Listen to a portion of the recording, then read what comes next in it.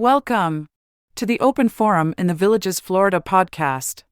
In this show, we are going to talk to leaders in the community, leaders of clubs, and interesting folks who live here in the Villages to give perspectives of what is happening here in the Villages. We hope to add a new episode most Fridays at 9 a.m. We have converted all of our shows to Buzzsprout. Of course, you can still listen to Apple Podcast, Amazon Music, and about 20 other podcast platforms. Your favorite podcast player will still work. We are now a listener-supported podcast. You can become a supporter for only $3, or you can choose to pay more per month. Go to openforuminthevillages.com and click on Support in the black box. There will be a shout-out for supporters in episodes. This is a shout-out to supporters, Tweet Coleman, Dan Capellan, Ed Williams, Alvin Stenzel, and major supporter Dr. Craig Curtis at K2 in the Villages. We will be hearing more from Dr. Curtis with short Alzheimer's tips each week. This is Mike Roth. I'm here today with George von Thaden. George is a resident of the Villages, and we're going to tell his story today. Thanks for joining me, George. Thanks, Mike. Nice to be here. George, why don't you tell our listeners what you did before you came to the Villages? I was mostly a jeweler in the jewelry business in New York and selling fine jewelry and diamonds, and that's about it. Mm-hmm. Did you own a franchise? Yes, I did. Before that, I did own a hamburger franchise called Cindy's in Fort Myers, Florida. Mm-hmm. We did that for a few years and came back here to New York and basically went into jewelry business. Mm-hmm. Okay. So, George, how many years have you been living here in the Villages? Approximately 9 years in Amelia. In Amelia. Great. George, why don't you tell our listeners a little bit about the clubs and activities that you participate in? Well, quite frankly, the only club and thing that I participate in is the Village Improv. Good. Which we meet every Monday at Rohan at about 6:15. And I encourage anyone who's interested to give it a try. It's a lot of fun. Good. And I thought you came to the Let's Explore Comedy Club as well. Yes, I did. Recently, we also, some of the people, Let's Explore Comedy, which we do on Fridays, twice a month at Bacall Rec Center. Right. Okay. So, George, what I like to do in every show is put a little joke in for my grandson, Evan. George, why did the teddy bear eat no dessert? Why did the teddy bear eat no dessert? That is the question or the joke. I'll give. Because he was stuffed. Sorry about that, ladies and gentlemen. Okay. I also I bumped into a girl the other day I went to high school with. No kidding. Oh, yeah. Here in the Villages. Yeah, I really thought back then we had chemistry. Mm-hmm. We did. Third period. Okay. George, before you came here to the Villages, you had let's do something that you talk about your hobby here in the Villages of collecting things. Yes. My late wife used to bug me about it, but I like to collect all the old Western cap guns and holsters and things like that. Hopalong and Roy and Gene and all those Davy Crockett, a lot of Davy Crockett stuff. You have your coonskin hat? I've got a coonskin hat, the rifle, the whole 9 yards. Okay. And when my son was down not too long ago, I have a very big picture painted of Roy Rogers. Now he's 49 years old. Do you know who that is, George? Yeah, it's a cowboy. Couldn't care less. Oh, that was your son? He was 48. Yeah. Couldn't care less. Mm-hmm. You know? I lived in California for 15 years, and we did road rallies out in Apple Valley, California. That's kind of the desert outside of L.A. And we went to the Roy Rogers museums more times than I could imagine. Oh, I wish. Yeah, and you remember what his real name was? Leroy. Leonard Sly. Leonard Sly, that's right. Okay, and you know where he was born? No, I don't. Home plate in Cincinnati, where they built the stadium. Huh. Yeah. And they had the stuffed trigger there and the... One of my best stories about Roy Rogers, I read this in a kind of obscure book about Las Vegas. He was leading a parade down Las Vegas Boulevard back in 48 or so. Mm-hmm. He was a big star then. And he spotted a young lady in the crowd, long dark hair, waving at him. Mm-hmm.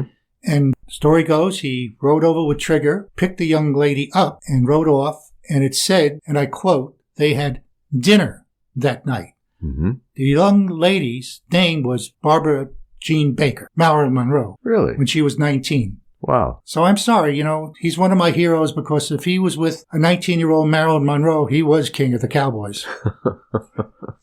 Okay. Got a good sense of humor there, George. I understand you have a story about your Western collection coming out in the Villages magazine. Yes, I don't know when it's coming out, but they came and they interviewed me, came and took some pictures. Mm-hmm. So I hope it turns out all right. I've got a whole room. I can tell you something that won't be in there that my late wife used to bug me about. I used to have an exercise bike in that room. Mm-hmm. And she said, you're real cool, tough friends from New York, airborne. They'd see you on your exercise bike, in your underwear, wearing your cowboy hat, shooting at the Lone Ranger on TV. Kind of breaks the image. Yeah. And you're also collecting some other memorabilia. I always liked Superman. Mm-hmm. Always liked Superman. I've even got a little piece of original George Reeves cape. It's a little piece. And pictures. I've even got an autographed picture which I got of Kirk Allen, who was the original Superman in the serials before I was born. Mm-hmm. And other collectibles and pictures. And I just kind of like to sit there and enjoy it. Mm-hmm. And so you've dedicated a room in your home to collections. Exactly. There's not an inch left. Not an inch left. Well, then you have to put in more shelves. After your franchise, you moved back to New York, I understand. That's right. And you went into the jewelry business. Yes. I had started before I was in the franchise business. I worked in a jewelry store. And so I went back to New York. I went back to jewelry. And I pretty much stayed there until I moved here. Mm-hmm.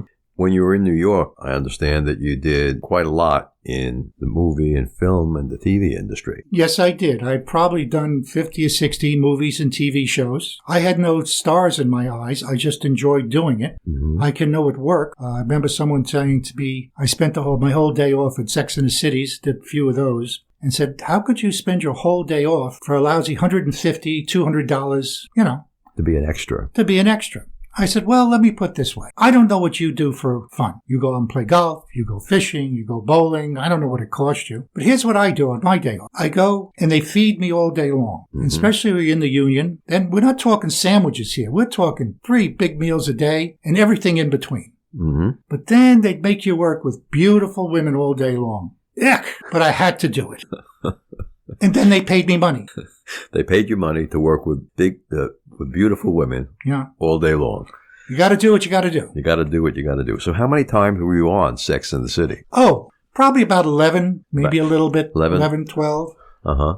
And did you have any speaking lines in Sex and the City? No, I did not. Okay. And in the movies, you showed me quite a few pictures in your portfolio of you in the movies. You did a movie with Alec Baldwin. Yes, I did. Tell our listeners a little bit about that. We were doing a movie called, it was a remake of The Devil and Daniel Webster. Mm-hmm. And we were doing it out on Long Island in a men's shop. That's where the scene was. I was just an extra in a men's shop. And I was downstairs. I went to get a cup of coffee, and he was standing there. And I just said, Mr. Baldwin, oh, so where are you from? I'm from Amityville. Oh, I'm from Massapequa. I said, yes, I do know that. My wife's cousin, Scott, and your brother Bill grew up together, know each other very well. I said, where did you live in Amityville? I said, 4 houses from the Amityville Horror House. Everyone seems to know that. By the boatyard. He said, when I was a kid, me and my brothers, we used to cut the lawns there. I probably cut your lawn. So we had a big laugh, and he took me upstairs and introduced me to Anthony Hopkins and Jennifer Love Hewitt. And from then on, we had a small friendship. Mm-hmm. I did quite a few 30 Rocks. And I know Mr. Baldwin has a kind of a dubious reputation, but anytime he saw me, he always made sure he came over. How you doing? Blah, blah, blah. And he was very nice to me, so I can't really say anything negative about it. That's a good thing he didn't ask you to be in his Western. Right. Can I see your gun? Right. Okay. And Baldwin did a lot of bits on Saturday Night Live. I understand that you worked with Saturday Night Live as well? I actually did 2. I worked with Halle Berry, Britney Spears, and Jack Black. They were different ones. I remember one time my wife called me. We were in a little rehearsal room about the size of this. Mm-hmm. And I had to say to my wife, excuse me, but I'm here with Halle Berry and Britney Spears. And she hung up. So your wife kind of shorted out on that, huh?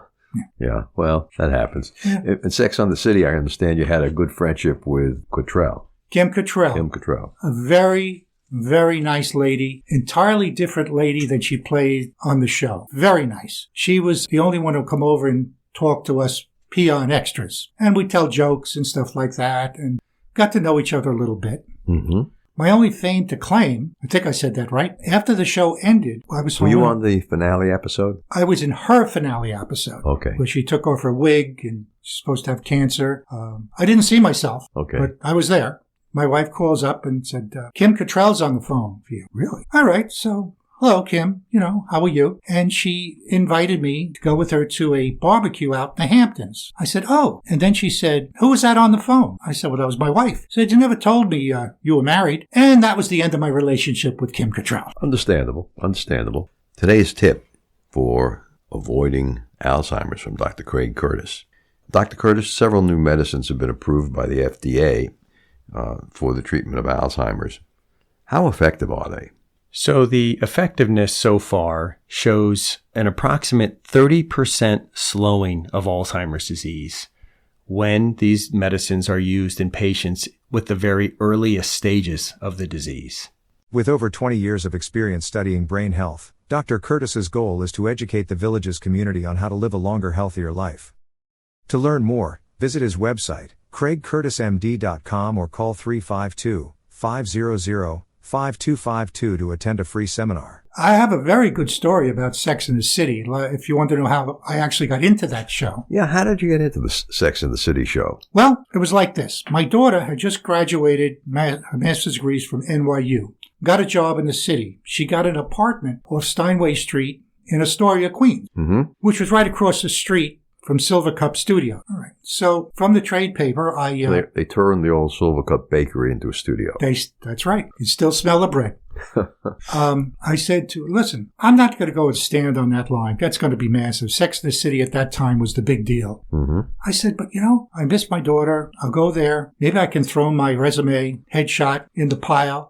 I'll take Corinne out for dinner or lunch. That was my whole idea. Well, I march into Silver Cup Studios. There's no one there. I'm in my nice blue suit and briefcase. And the guard just says, oh, yes, sir, go to the third floor. Whatever. I go to the third floor, and I'm walking through sets. Very nice. But there's no one there. So finally, I'm standing there, and some men in the office said, can we help you? I said, yeah, I thought I was supposed to look for some more.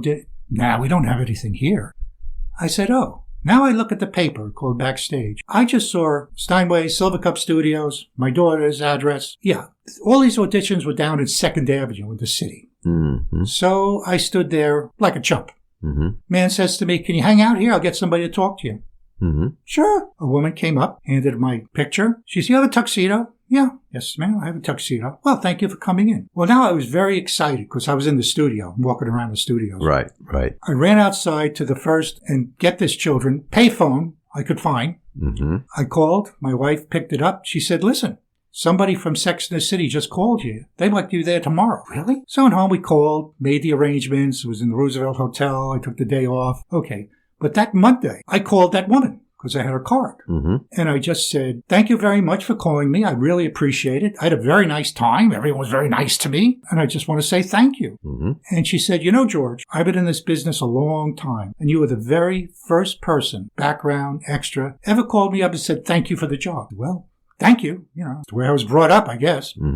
Anytime you want to be on this show, you call me the Friday before. I can almost guarantee we can always use your type someplace. So I got to do 11 or 12 of those. But the casting director there also used to cast other shows. And they started calling me. So I was doing 30 Rock. I was doing All My Children. I was doing a lot of different shows, the cop shows. I would do things like they dressed me up as a lieutenant commander. And, I looked good. I had the white uniform with the medals and the scrambled eggs on the crown, and we broke for something or other, and I'm walking down the street. I look up. There's 3 real young sailors standing there. They took one look at me. They jumped to attention. I gave them a salute.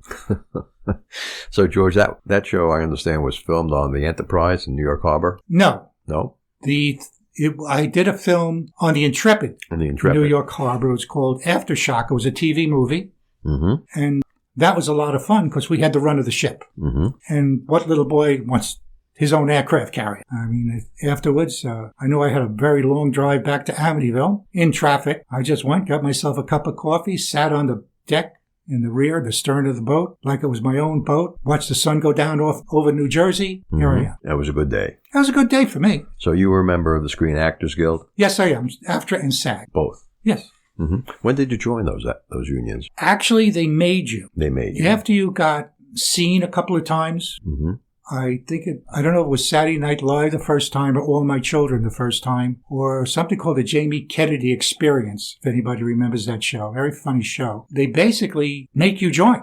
Mm-hmm. So I said, well, I'm doing all right. So I joined. Right. And did you ever have an agent when you were doing all these? No, movies? not really. I guess I got on some lists or something like that. And I would occasionally meet an agent from Grant Wiley or something like that. Mm-hmm. But not really. I didn't have an agent. Okay. And for how many years did you perform on TV and movies? Oh, let's see. I'd say I was like in my early 50s.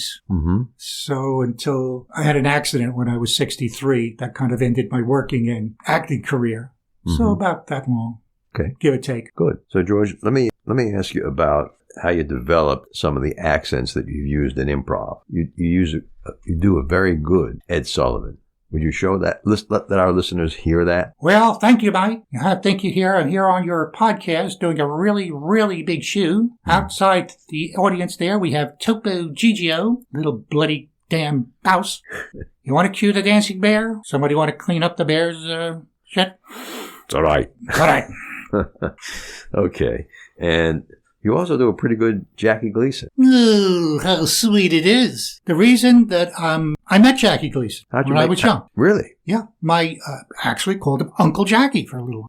My dad, I was born on Chauncey Street where Jackie Gleason grew up. The Honeymooners, that's his real address. And my father did too. Now, they weren't buddies, but they were bar buddies, drinking buddies. And this is before he was really famous. Mm-hmm. I wouldn't say they were best friends, but they knew each other. You know, how's it going, George? Yeah. And when I lived down here, he was still alive at one point, and my father introduced me, called him, went to his house, and where did Jackie Gleason live? Invery. It was Fort Lauderdale. It was called Invery. Mm-hmm. He had a sunken bar. That's why. He was a very nice man. He was just very nice and polite. Of course, he and my father were just talking about the old country in Brooklyn.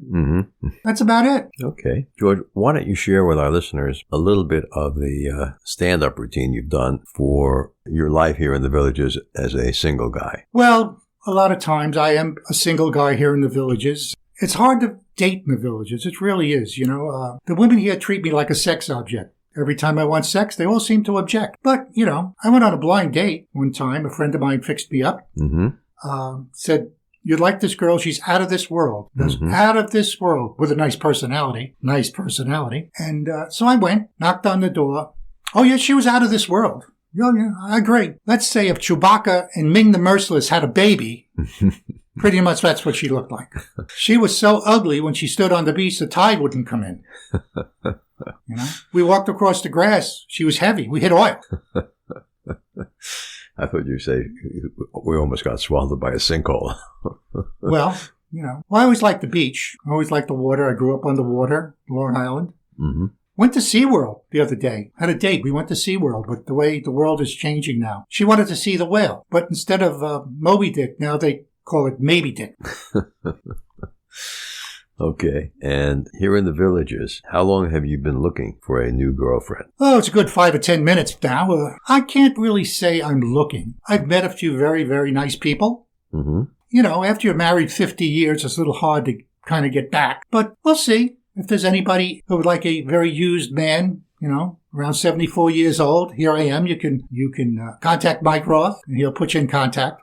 Or B, you could show up at the Improv first 4 Monday nights of the month. Yeah, that's my Monday nights. That's right. From 6:30 to 8:30, and we do a few routines. Yes, we do. And people can come and be our audience, or B, and there's no charge for that, or B, you can decide that you want to try out and learn some improv. And just come and meet some nice people, and hopefully you'll get a laugh or two, and we'd love you to join. Everybody's welcome. Mm-hmm. And please come check us out. It's fun. Right. No skill level required. Obviously, since you're listening to me. George, all the stage credit you had in all the movies and TV shows, mm-hmm. Which one did you enjoy the most? Well, let's see. It's hard to say because it's not like I was excited. You know, yes, I got to be on The Sopranos, and you met these people, and Sex and the City, I met those people, and All My Children, and being on The Intrepid. I just like being there. Not looking to be a star. I just like the whole process, watching them how they do it again and again and again. Mm-hmm. And I just really enjoyed it. How many times, what was the most number of times you saw a scene shot? Oh, my goodness. 10, 11 at least. I couldn't even tell you. Mm-hmm. There's a scene in For the Love of the Game. Okay. Where Kelly Preston, late Kelly Preston, John Travolta's wife, we're going up an escalator in an airport, and I'm standing behind her. If you don't blink or sneeze, you might see me. But that took about 3 or 4 hours, lighting and stuff. And I always remembered she went to the side and she was like thinking so hard. And I wanted to say, listen, hon, you're getting about $3 million for this. This is what you should be thinking about. You're going up an escalator. That's about it. We're not doing Hamlet here. Right. That's another story altogether. Right. No lines on the escalator. No. Just a shot of you and her going up the escalator. That's about it. 3 hours. 3 hours. That's Hollywood. Yeah. So, I could have done this for about $15 if you would have let me. Yeah, you could have done it on your iPhone. It would have come out just fine. But it was fun. It was a nice couple of days. We did some at the airport. Mm-hmm. And we did some at the old Yankee Stadium. Tell us about that.